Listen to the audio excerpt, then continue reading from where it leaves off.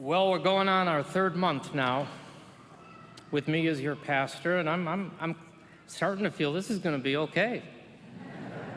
I hope maybe you might be thinking the same thing, but maybe that's up in the air a little bit for you yet. But here's the one thing that I can say with absolute certitude: we're all sinners.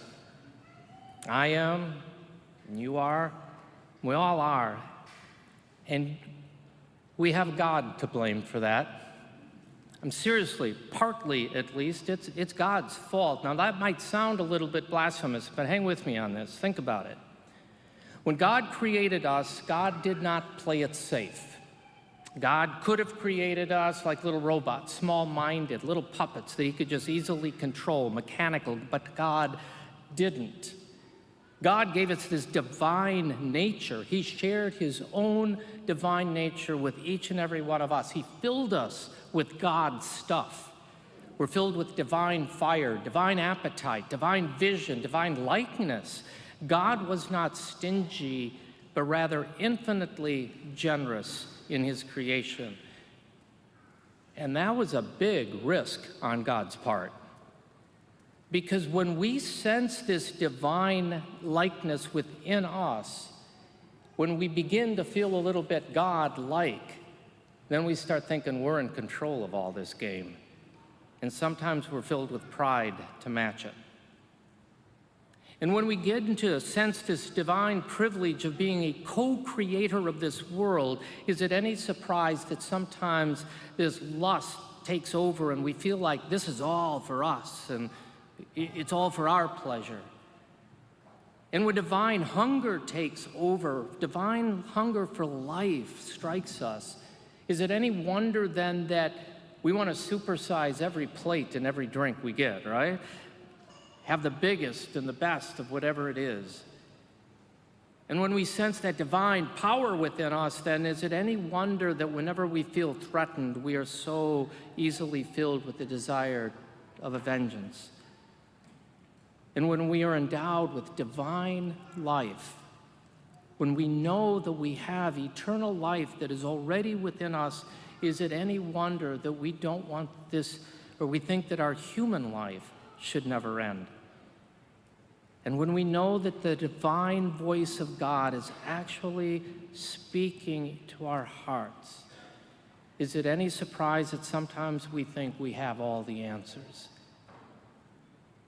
So it'd be pretty easy to justify our sinfulness, right? Our pride, our addictions, our greed, our lust. But we are, after all, just reflecting the divine nature that God has given us, his infinite, unlimited nature, if not for one thing.